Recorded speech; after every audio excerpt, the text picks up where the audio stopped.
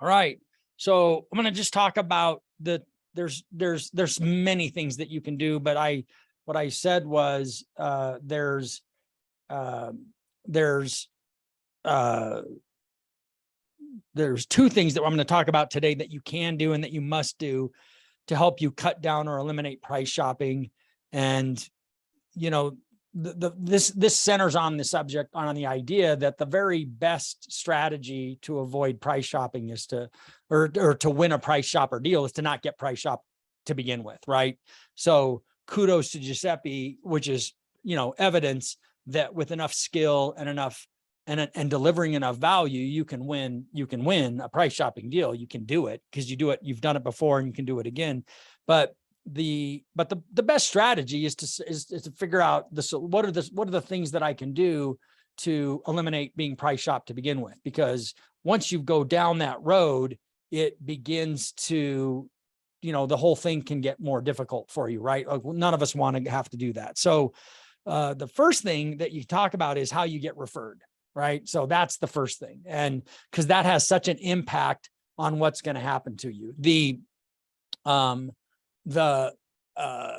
referral is the strength of that referral means everything, right? So when you're dealing with a real estate agent that's going to give out 3 business cards, that you can't eliminate people from doing that to begin with. I mean, we've talked about this before, and Chris brought up a really good point.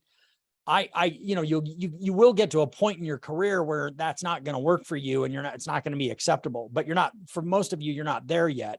And even for the people that are really experienced, when they're working with a newer realtor, they might encounter that. So now, a few weeks back, I forwarded out an email to everybody, which laid out the truth about having to give out 3 cards, because you don't have to give out 3 business cards. And and then, the question is, what is the agent saying about you, right? Like that's the critical part. And that requires you developing that relationship with a realtor. But what I want to talk about today is the first thing that we can do is to help a real estate agent understand. So I have marketing actually taking that information that I shared and developing a handout that loan officers can use when they meet with a realtor, and then you guys can figure out other ways that you can use it. But because I do think that it requires that education, because if a realtor thinks they have to, it's going to be difficult for us to interrupt that, especially if they've been told by a managing broker that they have to, right? Or that it's a really good idea. And, I have a bunch of reasons why I don't think it's a really good idea, because ultimately I want to work with somebody who is, if you're referring realtors, you're not going to refer 3 realtors, right? You're going to refer a realtor. Like, here's the realtor that you should work with.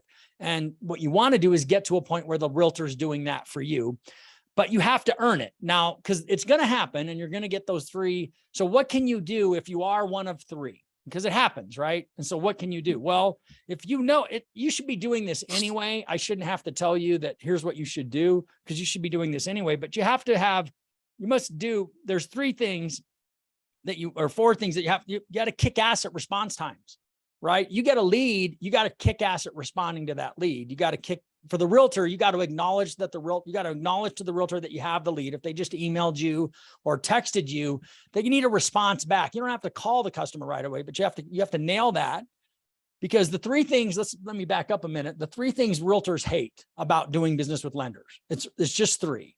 Poor follow-up and communication, shitty pre-approvals, right? And loans that close late and ugly. You can't do that if you want to be the only referred loan officer. If you do that, you've earned the right to ask for that. So kick-ass response times, kick-ass at building rapport with that customer, right? The customer has to be blown away. So your job is that you've got to, I'm not telling you anything earth-shattering. It's but pay attention, because if you don't blow them away, and then the realtor refers 3 lenders again, and then realtor refers 3 lenders again, well, this is kind of on you.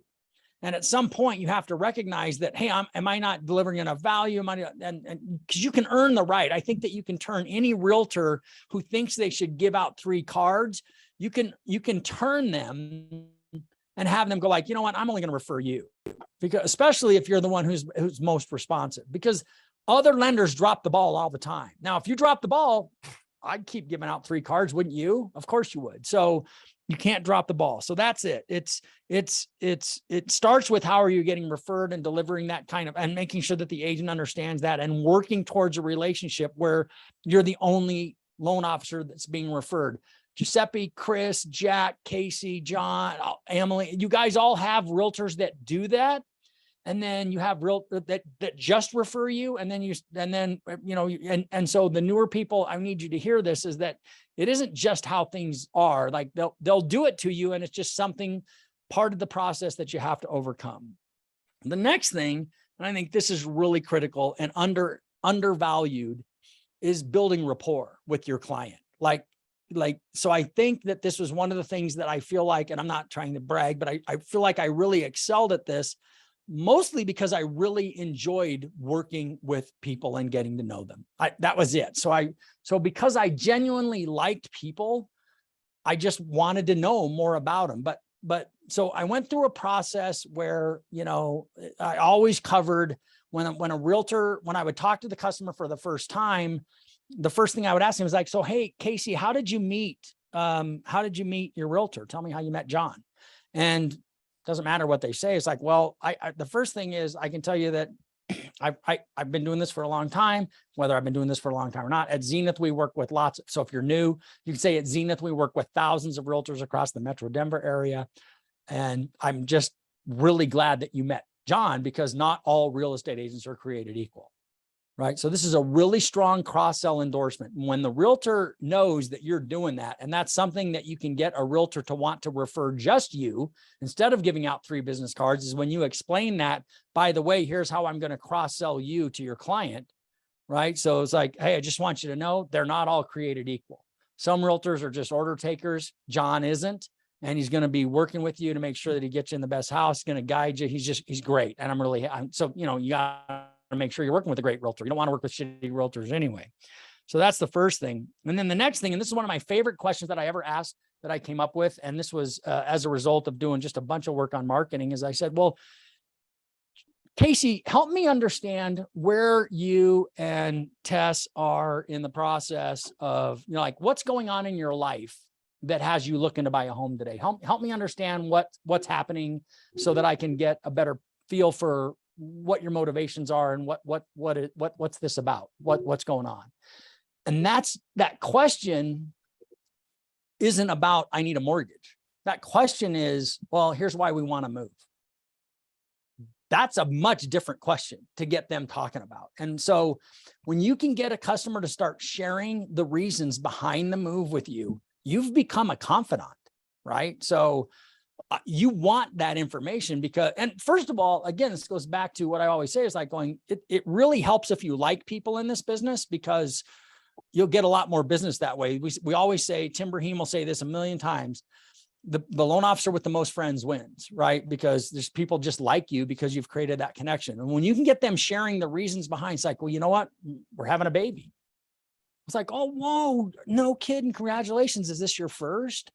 And now, oh my God, I'm going to share. You got a customer sharing. You're a stranger, right? Your goal on that first call is to not be a stranger anymore. And when you can develop a level of rapport that has them sharing deep personal stuff with them, it's like, okay, well, what else about buying a house is important to you? Okay, well, that's awesome. So now, are you guys from Denver? That was always one of my questions. Are you guys from Denver? Are you from here? And if I already know they're not because they're moving from another state, it's like, so are you guys originally from New York or wherever they're from? Like that's a great question because that can go on and on.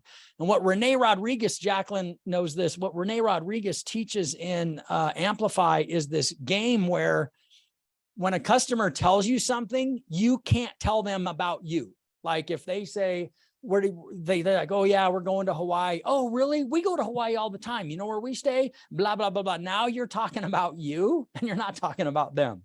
Where do you guys stay when you go to Hawaii? That's a whole thing. The idea here is to keep them talking. That rapport building is so critical because if you can be the lender, and the last part is we do business with people we like and people we trust. They can trust you and just not like you and decide that like if the wife doesn't like you or the husband doesn't like you, you're not doing the loan. They're not going to do business with you because they trust you and don't like you. They're just not. So that rapport building is a critical factor. And little things, Giuseppe posted on Facebook the other last couple of days, a thank you card that he got from a customer, because he mails out the moving book to families that have little kids, the Berenstein Bears Move book.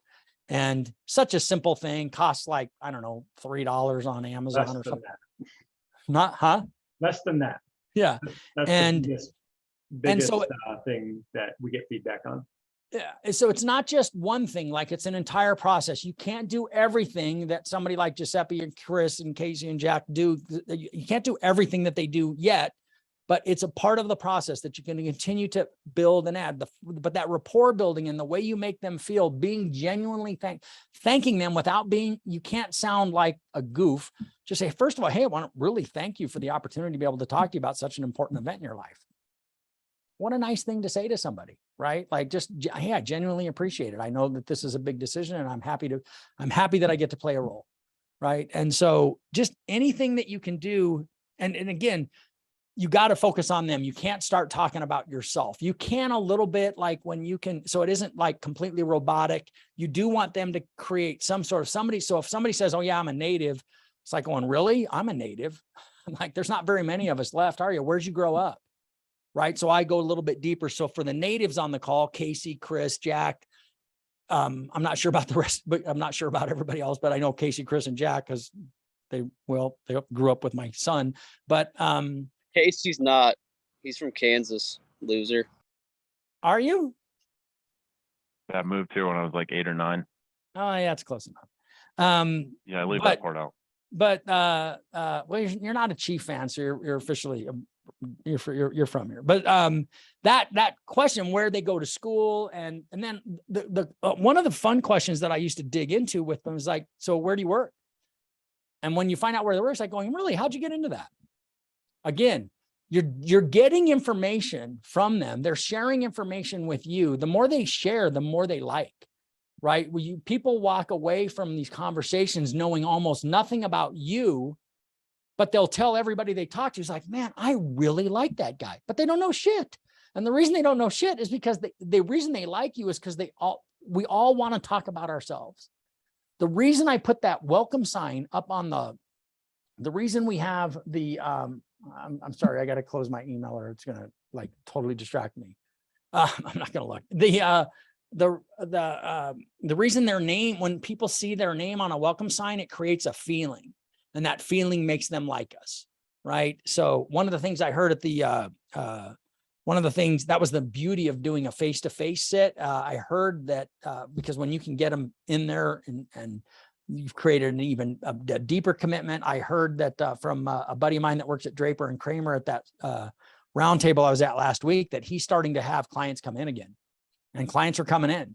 So just keep that in mind. That might be something that we're going to move towards. The further we get away from the pandemic era, the more maybe people are going to be comfortable with a face-to-face appointment, which we all know creates a much deeper commitment to a relationship with somebody, because they've come in and they've met with you and they've brought their documents. So something to keep in mind. So those are the two things up front. Those are two skills that you have to work on. I've asked Giuseppe also today to share quickly his the preemptive thing that he's been doing, and I just want to give me this. It's such a powerful strategy. What he's doing when he shows the customer the rates and fees that are being charged at the #1 lender. Do you want to share your screen, Giuseppe? Sure. Just as another reminder of this. Yeah, so I'm not going to go through all of it just because I feel like we're going to be out of time. But if anyone, especially the new people, if you want to see a buyer presentation, I'd be glad to do one with you. And of course, I've shared my PowerPoint with everybody, and it's, anyone who wants it, you can have it, right? So we're going through the Zoom, right, meeting or face-to-face. I actually prefer face-to-face. So if it goes back to that, it's great, because usually we can have an LOA do like the first half, and then I'm only in there for 20 minutes instead of an hour. But as we are going through,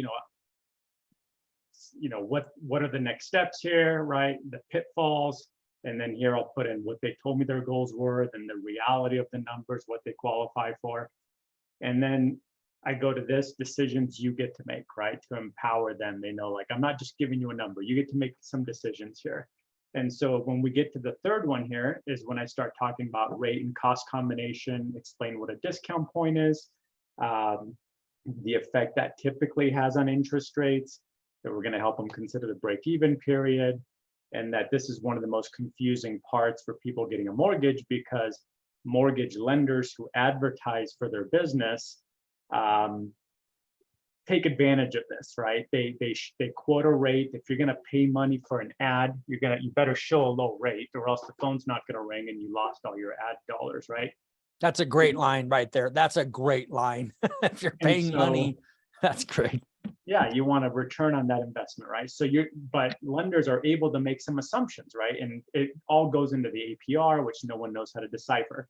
So basically, I just explained how the average bank in the US who gets who does advertising, if you look at Wells, Chase, even like a Belco Credit Union, the Freddie Mac Index, right? Survey of thousands of banks, usually they're gonna be assuming around 1 discount point in fees. And so that gets to show a little bit lower rate than if you don't pay that. And so then from here, like after this, I go into the numbers themselves, right? So I go into the total cost analysis. Let's see here, I've got too many windows open. But before that, especially this year, sorry, where is it? Hold on.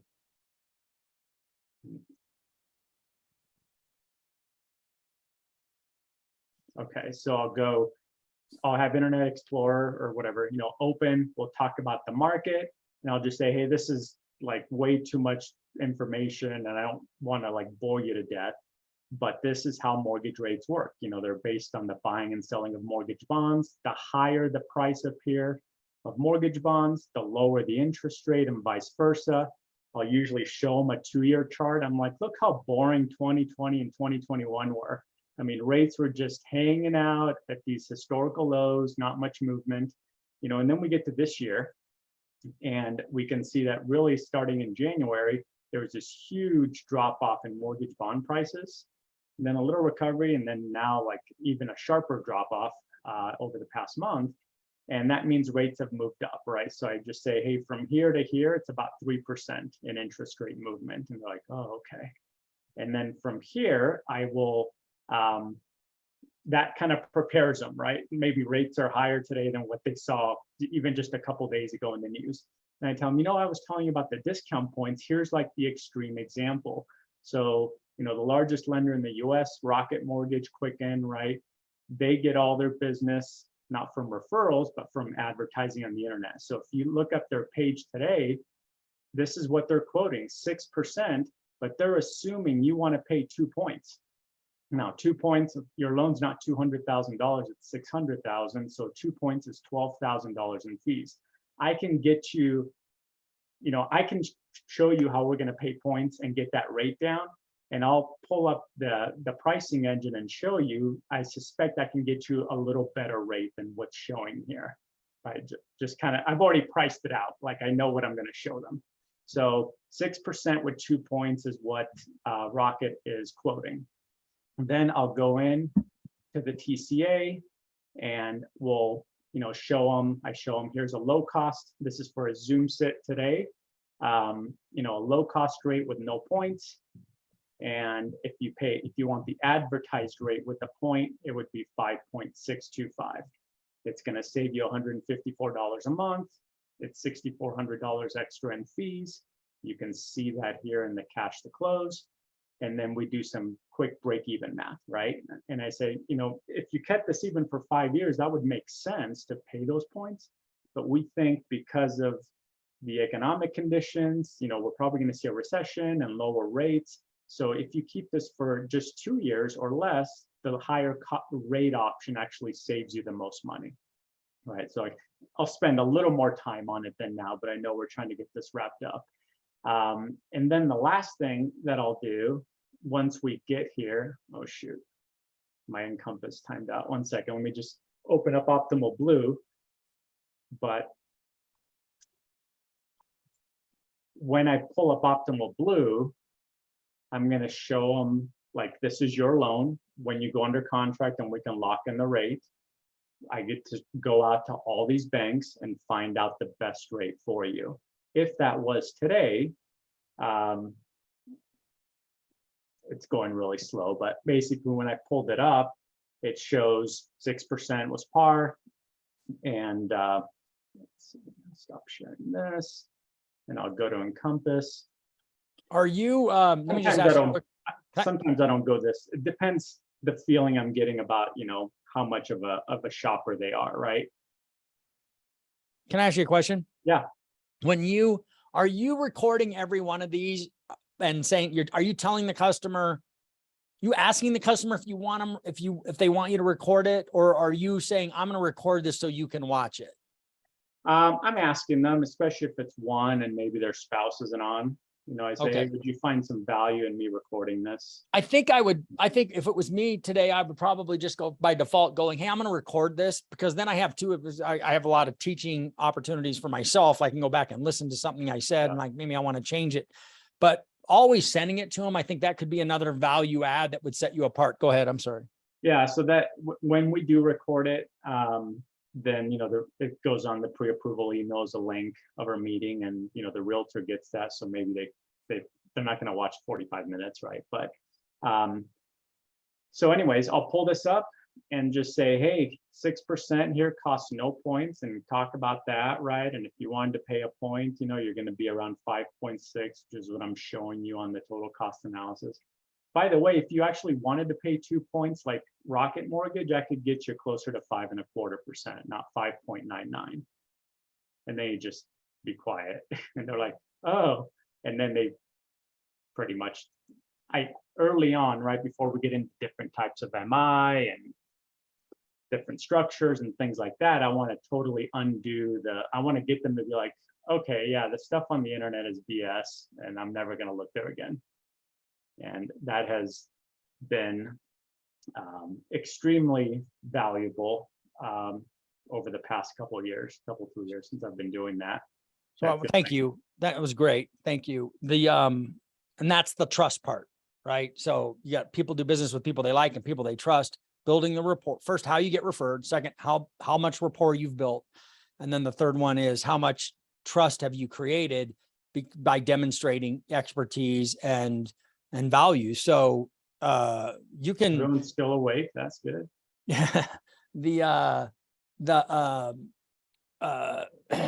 We used to call this Jim McMahon, who was a leader and a sales leader and used to speak about this all the time. He used to say this, there's some value in creating some eloquent confusion.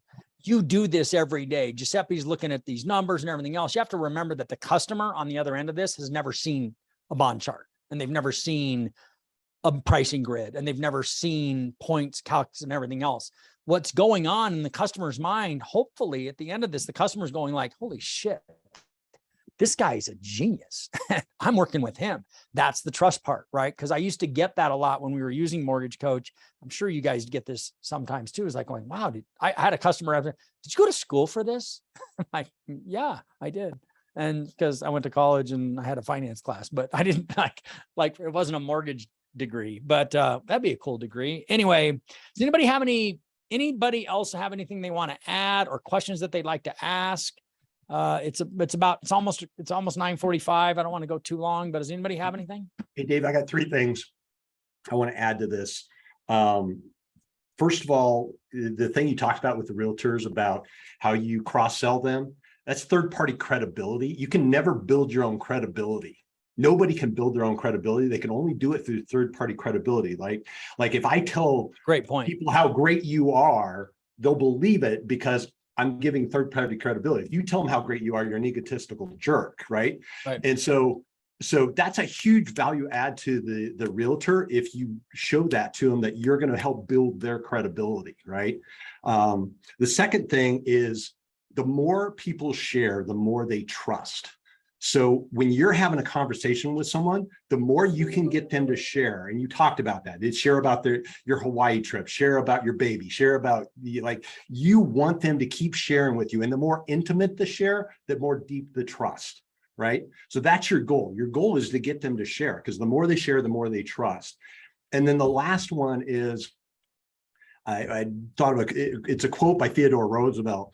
People don't care how much you know until they know how much you care. And Krish on the webinar said, he added about them, right? So Right. that's the thing. You want people to feel that you care about them, right? And once they feel like you care about them, you genuinely invested in them getting the best mortgage and them getting the right deal, and that you're looking out for them, you're their guy or gal, right? So No, no. just wanted to add that. And Giuseppe's gearing the conversation, like he controls the conversation, so they don't even think about it. They're like, oh yeah, those idiots like trying to sucker me in with this low rate, jackasses. You know what the weird part is? I'd say 1 out of 20 times that we're reviewing the TCA, they even ask about fees. Like we cover the point and no point, we never go into the fee detail. Like Nice. ever, ever. That's ever. awesome. Yeah, so. Chris, were you I going to was say excited this morning. something? Chris, were you going to say something? Yeah, just for the new guys, like obviously I do things a little different than G, but pretty similar. You'll just make your own. So Yeah. just it evolves over time, and sometimes it just changes. But I think the main thing is I've gotten 2 deals. Obviously, it's one of my top realtor who doesn't give out 3 names, but I guess she's with Kentwood, and they have something with Chase right now that they're getting pre-approved buyers through. Anyway, I got 2 deals because both people, I'm like, hey, so they're like, oh yeah, we talked to Chase, another lender. I was like, so did you go over loan options with them? Have you like sat down, reviewed them, or they just send you a breakdown? They're like, no, I haven't talked to anything about rates. So I think number one is a lot of lenders don't do that. You have to sit down and you have to have these meetings. I know you do that anyway, but I think it's just important to ask that question if they've shopped with another lender. Hey, have you sat down and for 30 minutes and actually gone over your options? So that's and a if great they say that's a no, great- you're like, easy. It's over with. That's a great point. So are you actually asking directly if you don't know, have you been shopping around? If they're like, because sometimes I'm like in my goals call, like, where you at in the process, what's going on? Like, oh yeah, we're already pre-approved. I'm like, all right, well, have you sat down and Okay. like gone over loan options? They're like, nope. I'm like, all right, great. This is awesome. Yeah, because they've talked to a lender and most lenders have sent them an LE. Exactly.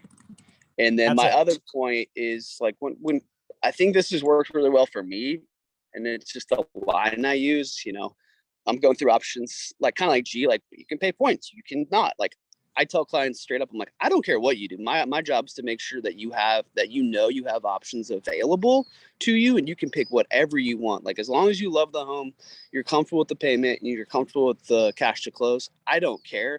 I'm just here to help you make the best decision. And I think that like gets the sales, like I'm not selling them, I'm like helping It's a them. great line, So dude. That is a great I line. use that a lot, and I think That's it a works great well. line. Yeah, I love that. I don't know if I'd say I don't care what you do, but I'm like, Yeah, it's like yeah. it doesn't but it's a matter to great me line what you do. Yeah. because you're right. You would lower all of a sudden. They're like, you're not selling. I'm not trying to sell you anything. I'm trying to make sure that you make a smart decision. I want to educate you. Whatever your decision, if you decide that buying a home isn't for you, I'll support that. Like I want you to do what's best for you financially. These are too big of a decisions. Yeah, it's really cool. So again, rapport. And most people will be like, well, what would you do? Which is that's funny. what happens. Yeah, when you've developed likability and trust, they do this. What do you think I should do? Like what And would right you now do? it's like, don't pay points, and like they're like, okay, let's do that. So yeah, great. I said I was Tim. So Tim Brahim interviewed me this week for his podcast, and he, it's one of the things a line that I used to use once I developed that level of rapport and trust. Like I do believe customers want to be led, and when they feel like they've got somebody leading them, it helps a lot. And I used to use this line all the time. It's like, man, if you were my brother, I would have already locked this in. And people go like, well, then lock me. I'm like, okay, I will. And so, because I believed what they were doing, I knew that they were making the right decision. That's a difficult thing for people. This is a big ass debt, right? So that's a difficult thing for people sometimes. And they want somebody who's got knowledge like, dude, you can just do this. and people will be like, okay, great, thanks. So again, you have to develop this. This isn't going to happen for you overnight for the newer folks, but all of these things are strategies and tactics that I used to originate a lot of loans and that these guys all use. And so just don't discount the referred part and don't discount the building rapport part, because I think that can easily you can let the customer, you've got to be the one in charge of that conversation. The one asking the most questions is in charge of the conversation, right? They ask you about rate because they don't know what else to ask you.